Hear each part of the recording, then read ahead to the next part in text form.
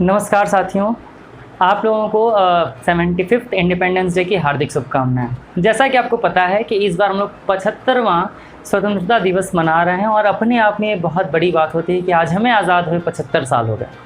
देखिए, अगर शब्द आता है आज़ादी, तो आज़ादी से केवल एक ही चीज़ हमारे दिमाग में आता है कि यार अंग्रेज़ों के ख़िलाफ़ लड़ाई, और वहाँ से हमें जो आज़ादी मिला था उसे ही हम दिन को सेलिब्रेट करते हैं 15 अगस्त के रूप में। लेकिन देखिए, अगर बात करें, मुझसे बहुत सारे लोग कहते हैं कि सर आज़ादी हम लोग मना रहे हैं। देखिए, मैं आपको अगर सच्चाई बताऊं तो आज़ादी का मतलब ना तो मुझे पता है, ना तो आपको पता है। क्लियर? अब आज़ादी का मतलब मुझे और आपको नहीं पता, तब किसे पता है? एक्चुअली में रियल में जो लोग थे उस समय पे 1947 से पहले, उन लोगों ने देखा है कि आखिर गुलामी क्या चीज़ होती है और गुलामी के बाद जब आज़ादी आता है तो उसका क्या महत्व होता है। आज भी अगर आप कहीं पर पढ़ते हो या फिर अगर आप कहीं पर, अब तो मूवीज़ भी बनी हैं, आप देखो तो अगर वहाँ पर अगर गाना बजा कर कोई निकलता था 1947 से पहले, रंग दे बसंती चोला, तो उनके पीछे पीछे पूरे लोग चलना शुरू हो जाते थे। ये भी नहीं डरते थे कि अंग्रेज़ क्या करेंगे क्या कहेंगे, क्योंकि उस टाइम पे बहुत ज़्यादा डर था अंग्रेज़ों का, और वहाँ से आज़ादी मिलना अपने आप में एक बहुत बड़ी बात होती है। अगर आज हम लोग सेलिब्रेट कर पा रहे हैं 75वां स्वतंत्रता दिवस, तो कहीं ना कहीं इसके पीछे हमारे फ्रीडम फाइटर्स, स्वतंत्रता सेनानियों का बहुत ज़्यादा हाथ है।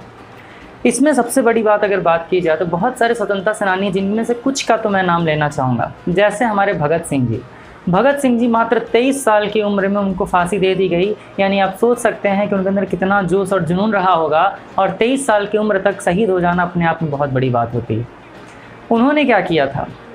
तो उन्होंने अंग्रेज़ों के खिलाफ़ लड़ाई करना शुरू किया था। बहुत सारे स्वतंत्रता सेनानी थे, जिनमें से भगत सिंह का भी एक नाम आता है, और अपने आप में बहुत बड़ा नाम आता है उनका। क्लियर है?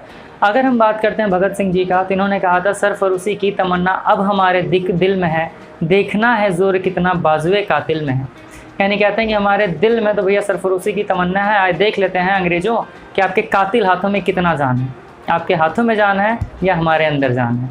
तो ये थे हमारे भगत सिंह जी, जिन्होंने बहुत ज़्यादा योगदान दिया हमारे आज़ादी के लिए। फिर बात आती है हमारे नेताजी सुभाष चंद्र बोस की। इन्होंने आज़ाद हिंद फौज का गठन किया।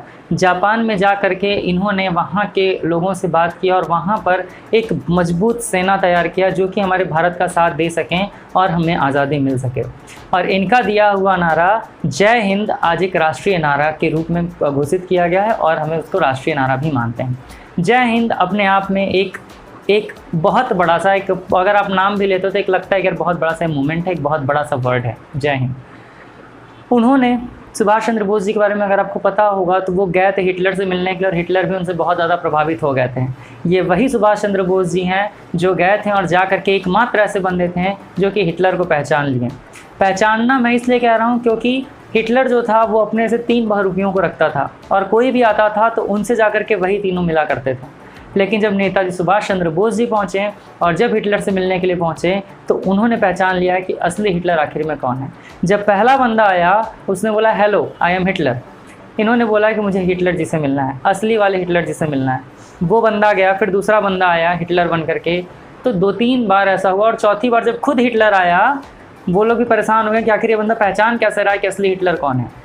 जब खुद हिटलर साहब आए, वो आकर के बोले बताइए आपको क्या काम। तब ये हाथ आगे बढ़ाएं और बोले मैं सुभाष चंद्र बोस भारत से आया हूँ, है ना। तब हिटलर को बड़ा आश्चर्य हुआ कि यार ये 3 लोगों को तो वापस कर दिए, लेकिन मुझे कैसे पहचान गए। उन्होंने पूछा उनसे कि आप मुझे कैसे पहचानते हो, कैसे आपने रिकग्नाइज़ कर लिया कि मैं असली हिटलर हूँ जबकि वो असली हिटलर नहीं है। तब इन्होंने बताया कि जब मैं आपके यहाँ आ रहा हूँ तो मेरी ज़रूरत है आपसे, और अगर मैं आपके यहाँ आया हूँ तो अगर मेरा नीड है तो मुझे आपके सामने झुकना है, ना कि आप मेरे सामने झुकेंगे। और आपसे पहले जितने भी बंदे आए वो हाथ आगे बढ़ा करके बोले आई एम हिटलर, और आपको परिचय देने का कोई भी ज़रूरत नहीं कि आप हिटलर हैं। तो इससे काफ़ी प्रभावित हुए लोग, और ये वही थे जिन्होंने आज़ाद हिंद फौज की गठन किया था और हमारे भारत की आज़ादी में बहुत ज़्यादा साथ दिया। हम लोग बात करते हैं सरदार वल्लभ भाई पटेल जी का, जो कि हमारे लौह पुरुष माने जाते हैं। तो वाकई में इन्होंने काम ऐसा किया है। अगर आज हम लोग एक अखंड भारत को देख पाते हैं, अगर हमारा भारत है जो कि 28 राज्य और 8 केंद्र शासित प्रदेशों में बटा हुआ है, तो उसके पीछे कहीं ना कहीं हाथ सरदार वल्लभ भाई पटेल जी का है। वरना आज हमारा हैदराबाद एक अलग मतलब देश ही होता, जम्मू कश्मीर एक अलग देश होता, तमिलनाडु एक अलग देश होता। इन सब को जोड़ना और जोड़ करके मिला करके चलना, ये काम हमारे लौह पुरुष सरदार वल्लभ भाई पटेल जी ने किया। बहुत सारे लोगों का योगदान रहा इन सारी चीज़ों में। हमारे गांधी जी हैं, उनके लिए भी कहा जाता है कि एक गाना बना हुआ था इनको लेकर के कि दे दी हमें आज़ादी बिना खड़ग बिना ढाल, साबरमती के संत तूने कर दिया कमाल। और आंधी में भी जलती रही गांधी तेरी मसाल, और साबरमती के संत तूने कर दिया कमाल। तो जितने भी आंदोलन हो, चाहे वो आपका साइमन कमीशन वापस जाओ, चाहे हमारा सविनय अवज्ञा आंदोलन हो, चाहे भारत छोड़ो आंदोलन हो, इन सब में एक बहुत ही ज़्यादा अच्छा योगदान दिया था हमारे गांधी जी ने। और कहीं ना कहीं हमारे देश को आज़ादी दिलाने में इन सब लोगों का बहुत ज़्यादा हाथ है। बहुत सारे फ्रीडम फाइटर्स हैं जिनके बारे में बताने का मन तो कर रहा है, बट बहुत ज़्यादा लंबा वीडियो ना हो जाए, इसके लिए इतने लोगों की ही बात करते हैं। आज हमें आज़ादी का मतलब नहीं पता, बट फिर से मैं वही कहूँगा कि जो लोग उस टाइम पे गुलाम थे उनसे पूछिए तो उन्हें समझ में आएगा, और वो आपको अच्छे तरीके से बता सकते हैं कि आखिर में आज़ादी होती क्या है। आज़ादी का मतलब ये नहीं है मित्रों कि जाकर के बॉर्डर पे खड़े हो जाओ और बंदूक लेकर के खड़े हो जाओ और फिर बस भैया दुश्मनों से लड़ाई करना, ये आज़ादी नहीं होता है भाई। आज आप लोग पढ़ाई करते हो, आप लोग बस पढ़ाई करिए, बहुत अच्छे तरीके से पढ़ाई करिए, आपका काम है पढ़ाई करना। वो जो काम कर रहे हैं वो कर रहे हैं। कभी कभी क्या होता है कि आपका मन करता है चलो आज मैं नहीं पढ़ूंगा, आप नहीं पढ़ते हो। कभी भी मन करता है अरे यार चलो आज मेरा ये काम करने का मन नहीं कर रहा है, आप नहीं करते हो। लेकिन हमारे जो सैनिक भाई लोग हैं जो कि बॉर्डर पर खड़े हैं, उनका मन करे या ना करे उन्हें वहाँ पर खड़ा रहना होता है। और वो वहाँ पर क्यों खड़े रहते हैं? वो केवल इसलिए खड़े रहते हैं ताकि हम और आप अपने घरों में सुरक्षित रह सकें। तो एक सलामी उनको भी बनता है, और हमारे लिए वो अगर वहाँ पर खड़े हैं तो यकीन मानिए आज हम और आप एकदम आसानी से बैठे हुए हैं। मैं वीडियो बना रहा हूँ और आप लोग एकदम आराम से इस वीडियो को देख पा रहे हैं। तो अगर ऐसा कुछ हो पा रहा है तो वो केवल और केवल उनकी वजह से है, और उनकी ही वजह से आज हम लोग सारी चीज़ों को कर पा रहे हैं।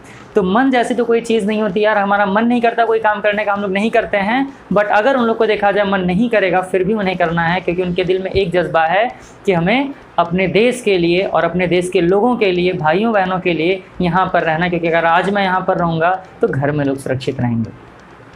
आज़ादी देखिए बहुत अच्छी चीज़ है। आज के टाइम में जो यूथ्स भी हैं उनको आज़ादी चाहिए कि अरे मम्मी टाइम आ गया है, कहाँ तुम लोग का ज़माना था, अब ज़माना आ गया, घूमने फिरने दीजिए।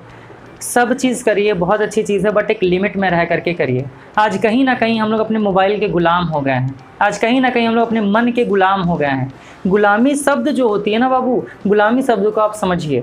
आप क्या मोबाइल के गुलाम नहीं हो? जैसे मान लो कि अगर आप सो रहे हो फिर भी मोबाइल, सो के उठते ही आप मोबाइल का यूज़ कर रहे हो, दिन भर मोबाइल में लगे हुए हो, है ना। या फिर अगर मन कर रहा है कि मुझे ये काम करना है तो वो काम आप कर रहे हो, मन कर रहा है ये काम नहीं करना है तो आप नहीं कर रहे हो। इसे बोलते हैं गुलामी। आप इनसे खुद को आज़ाद करिए। जिस दिन आपने अपने मन को कंट्रोल में कर लिया, यकीन मानिए उस दिन आप आज़ाद हो जाएंगे। असली आज़ादी वही होगी मित्र जिस दिन आपने अपने आप को कंट्रोल कर लिया, अपने मन पर आपने नियंत्रण कर लिया, क्योंकि यही है जो हमें कोई काम करने नहीं देता। और अगर हम अच्छे काम भी करते हैं, बुरे काम भी करते हैं, तो कहीं ना कहीं ये चीज़ है। हम लोगों ने 25वां सालगिरह मनाया था सिल्वर जुबली के नाम पे, 50वां मनाया था गोल्डन जुबली के नाम पे, और ये 75वां जो है हमारे परम आदरणीय प्रधानमंत्री श्री नरेंद्र मोदी जी द्वारा चलाया गया एक कैंपेन है, एक मुहिम है, हर घर तिरंगा। तो आज बहुत अच्छा लगता है देख करके। अभी मैं बाहर से जस्ट आया तो फिर मतलब हर जगह तिरंगा लगा हुआ है, देशभक्ति गाना बज रहा है, देख करके लग रहा है कि वाकई में यार ये वाकई में एक अमृत महोत्सव है, और बहुत ही मज़ा आ रहा है। हम लोग धीरे धीरे पहुंच रहे हैं डायमंड जुबली की तरफ, जो कि 2047 में आएगा, और 100 साल हम लोग पूरे कर पाएंगे, और बहुत ही जल्दी हम करेंगे। बट इसमें रिस्पॉन्सिबिलिटी और जिम्मेदारी हमारी भी बहुत ज़्यादा बढ़ जाती है। आज हम लोग बात करते हैं आज़ादी का। लड़कियों को आज़ादी क्यों नहीं दिया जाता? इसलिए नहीं दिया जाता, रिस्ट्रिक्शंस इसलिए लगाया जाता है क्योंकि बहुत सारे कुछ लोग ऐसे होते हैं, कुछ लड़के ऐसे होते हैं जिनके साथ रह करके लड़कियां अपने आप को सहज महसूस नहीं करती हैं और वो आज़ाद महसूस नहीं कर पाती हैं। तो क्या कहीं ना कहीं हम लोग उनसे उनकी आज़ादी छीन रहे हैं? आप लोग सोचिए कि हम लोग आज 75वां मना रहे हैं आज़ादी का वर्ष, लेकिन फिर भी अगर किसी के भी मन में आपको लेकर के थोड़ी सी भी इनसिक्योरिटी है कि यार इनके साथ रहना ठीक नहीं है, तो यकीन मानिए वो आज़ादी वहीं पर ख़त्म हो जाती है मित्र। क्लियर? तो हमारे देश में अगर लगता है कि महिलाएं बहुत सुरक्षित हैं, उन्हें लग रहा है कि हम बहुत सुरक्षित हैं, जिनके भी साथ हैं हम बहुत खुश हैं, बहुत सुरक्षित हैं, तो यकीन मानिए उस दिन असली सेलिब्रेट हम लोग किया जाएगा आज़ादी का। जिस दिन हमारे देश से एक भी क्राइम ख़त्म हुआ, या फिर एक क्राइम का भी ऐसा हुआ कि यार इस डेट में एक भी क्राइम नहीं हुआ है, ना तो कुछ आया है, उस दिन हम लोग असली आज़ाद होंगे। तो आज़ादी अंग्रेज़ों से तो हमें मिल गई, लेकिन अब देखते हैं कि हमें खुद के विचारों से और बाकी चीज़ों से कब हमें समझ मिलती है और कब हम लोग सारी चीज़ों को करते हैं। क्लियर चीज़ें?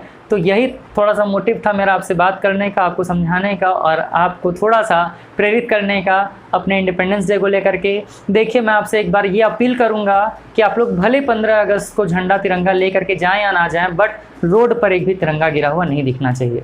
एक भी झंडा या तिरंगा गिरा हुआ नहीं दिखना चाहिए। हमारी रिस्पॉन्सिबिलिटी बनती है कि अगर कहीं पर भी हमें एक भी तिरंगा गिरा हुआ दिखाई देता है तो उसको उठाना है और एक सुरक्षित स्थान पर रख देना है। मुझे पता है कि सब लोग बहुत ज़्यादा जागरूक हैं और सबको ये चीज़ पता है कि तिरंगे को कभी भी ज़मीन से टच नहीं कराना चाहिए, और आप करोगे भी ऐसा। बट कुछ छोटे छोटे बच्चे हैं, हो सकता है कि उनके हाथ से तिरंगा गिर जाए, है ना। अब जानकार लोग तो और समझदार लोग तो करेंगे नहीं, तो हो सकता है जो बच्चे तिरंगा लेकर के जा रहे हैं उनके हाथ से गिर जाए। तो रिस्पॉन्सिबिलिटी आपकी बनती है मित्र, आज 15 अगस्त से लेकर के 20 तारीख तक आप जब भी कहीं पर भी जाइए, अगर आप बाहर निकल रहे हैं तो रोड पर देखते हुए जाइए, और अगर कहीं भी आपको तिरंगा दिख रहा है मित्र तो उसे उठा करके ऐसी जगह पर रखिए जहाँ पर उसको कोई दिक्कत ना हो, जहाँ पर उनका सम्मान हो सके। क्लियर हुई चीज़ें? तो इसी अच्छी बात के साथ वीडियो लेक्चर को यहीं पर ख़त्म करेंगे। मुझे उम्मीद है कि आप लोग आज बहुत ही अच्छे तरीके से 75वां स्वतंत्रता दिवस मनाए होंगे, और हम लोग को ऐसे ही बहुत ही जल्दी 100वां स्वतंत्रता दिवस भी मनाना है।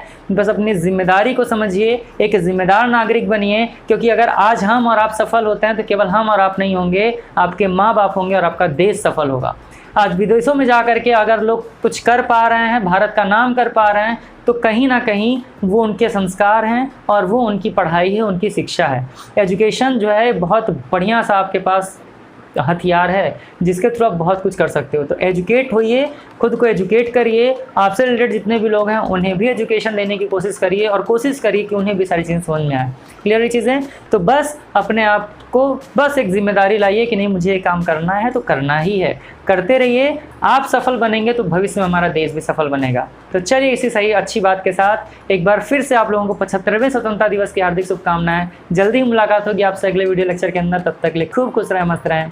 जय हिंद, जय भारत।